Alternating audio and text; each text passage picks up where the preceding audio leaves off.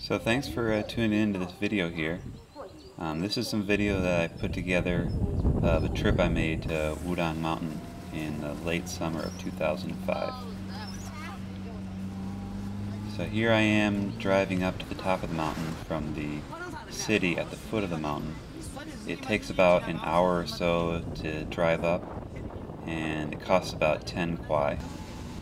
On the way down, when I tried to catch a bus, the guy initially tried to charge me 50 kwai, and I pretty much walked away from him at that point.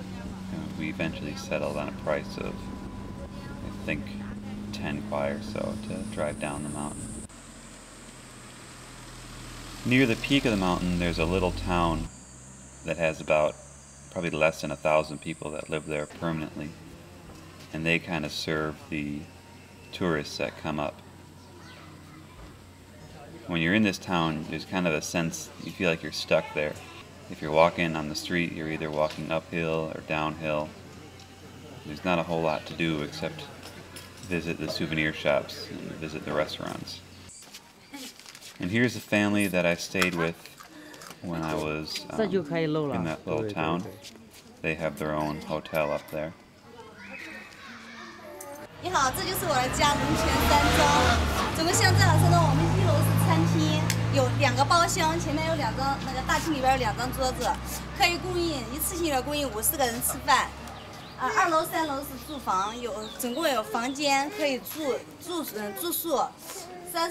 个人左右，就是家庭的旅馆。如果您来武当山的话，可以到这个地方投宿，是你理想的投宿场所。 And when I was traveling, it was the middle of the week. There weren't a lot of people there, and I was also traveling by myself. So when I would have dinner, I would usually just have dinner with that family there in the restaurant in their hotel.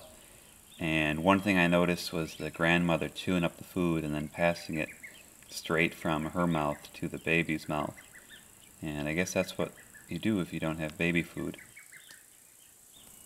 The first day I was there, I also met a guy named Peter, who was a student who was home from school, and he kind of served as my unofficial tour guide when I was there.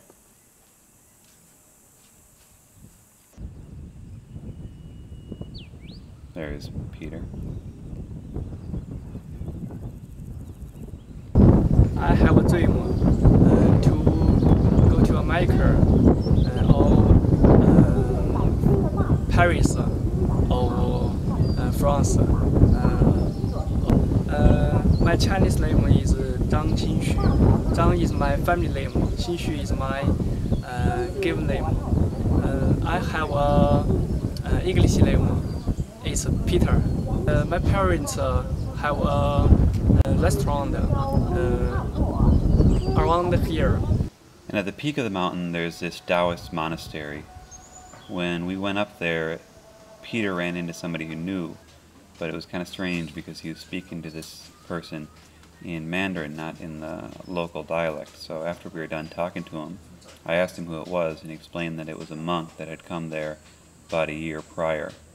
And he also explained that the young monks that come here are doing so because they maybe have a lack of alternative places to go.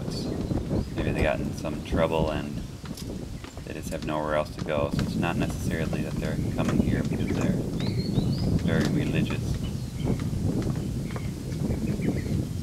So thanks for tuning in to this video. Feel free to leave any feedback in the video, and I have a few more. I have another one of Peter demonstrating some Tai Chi. So thanks for watching.